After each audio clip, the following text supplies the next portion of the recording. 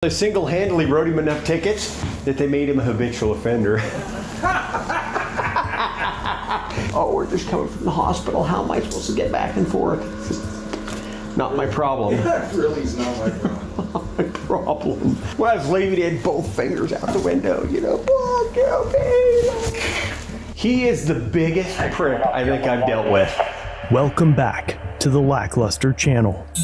In late November of 2022, Deputy Bean of the Klamath County Sheriff's Department pulled over a man named Jason, who was returning home from driving to the hospital after his father suffered a stroke. This would also be the day that Jason learned that his father had terminal brain cancer. Hello there. What are you doing? Getting back from the hospital? Getting back from the hospital. Great. You're not supposed to be driving. You're not supposed to be driving. What?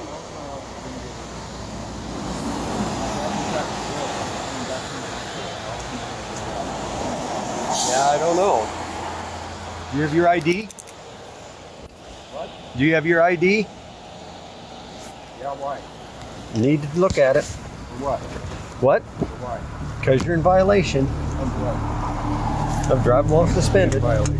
Deputy Bean initiated the stop because he was keenly aware that Jason's license was suspended. However, under Oregon Revised Statute 811.180, emergency situations are listed as an affirmative defense if the circumstances made it necessary for the defendant to drive a motor vehicle at the time and place in question. But Deputy Bean has no way of knowing whether Jason was in fact driving home from the hospital, or if he was simply using it as an excuse. And without bothering to conduct any sort of investigation into the matter, Deputy Bean wrote a citation. But the citation is not the point of contention regarding this stop.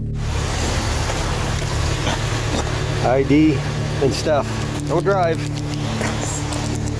The main controversy is what happens immediately after Deputy Bean leaves the incident. First, as he departs the parking lot, he quietly laughs to himself.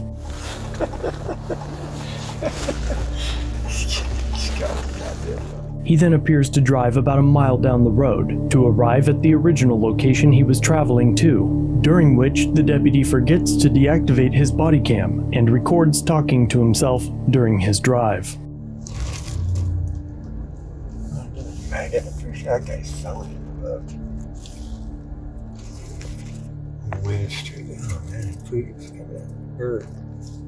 While on the taxpayer's dime, the deputy arrives at the home of his good friend and former colleague, retired Oregon State Police Officer Sergeant Mark Crisp, to hang out, drink coffee, and talk some shit.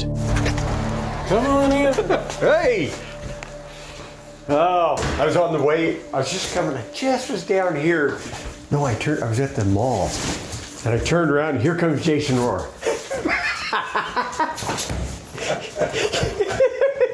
So I'm like, oh, that's too good to be true. I better greet him one more time. Oh, God, he's such a prick. Jason Rohr. Oh, God, he's a prick. He is the biggest prick I think I've dealt with. All the time dealing with. He is such a dickhead. Yeah, when I was leaving, he had both fingers out the window, you know. Oh, kill me. Like that he'd tow your ass. Oh, jeez. He's such a dick. But you know what? He goes down, pays whatever. He goes down, probably pays $1,000 every time I give him a ticket. Because because I single-handedly wrote him enough tickets that they made him a habitual offender. So he actually has to show up every time I write him a ticket now. Because he used to just like, he'd be like, look, I don't care, Bean. He'd just throw it out the window or just throw it in the car. He's like, I don't care. And I just tag him. I don't know how much it's like, if you get him like 6 times in 6 months for A violations, Then they're revoked. Habitual offender. And so I was like, I don't care. I'll tag you tomorrow. So I tuned him up. Oh, he is a dickhead. Note that Deputy Bean's statements inferring that he targeted Jason appears to check out. The court records show that Jason has been cited on more than 20 occasions. He has no criminal history such as DUI, theft, or any other criminal activity. All of his appearances are traffic-related offenses, which are alleged to have cost Jason over $80,000 in total. Bean continues to make appalling statements about Jason's father and other members of the community. So he was telling me old Red had a stroke. Oh, really? It can happen to a nicer guy. I don't know what everybody's going to do with their dope now.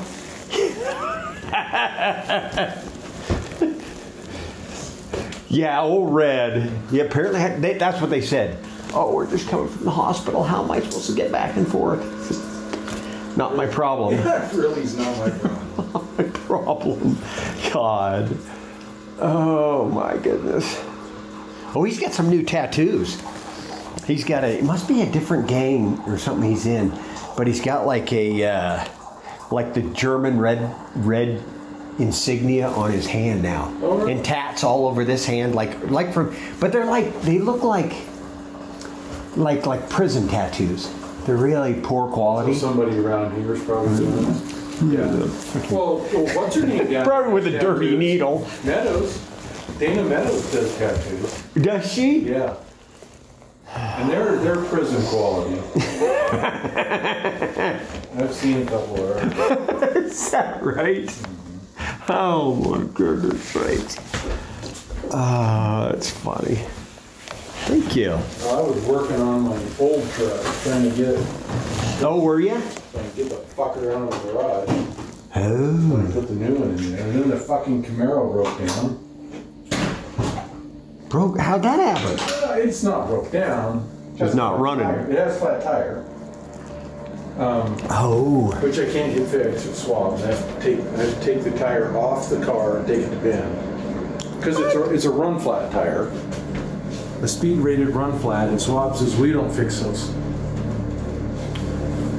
Because that's our policy. And I'm like, well, it's a $500 tire. It's damn near new. I said, I ain't throwing it away. And so I called Goodyear. And he goes, yeah, we'll fix it one time.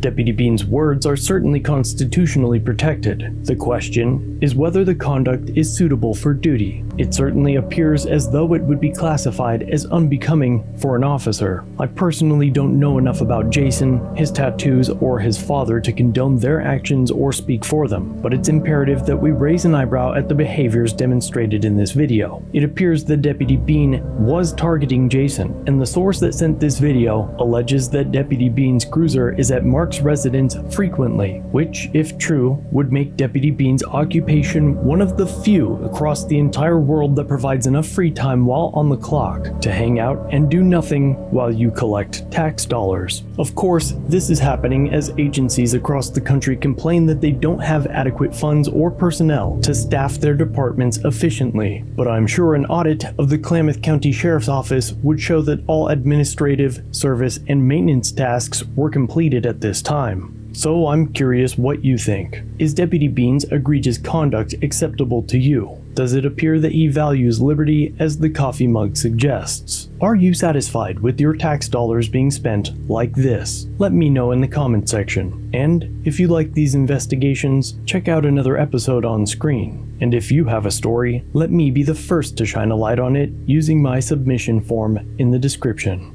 Oh, God, he's such a prick.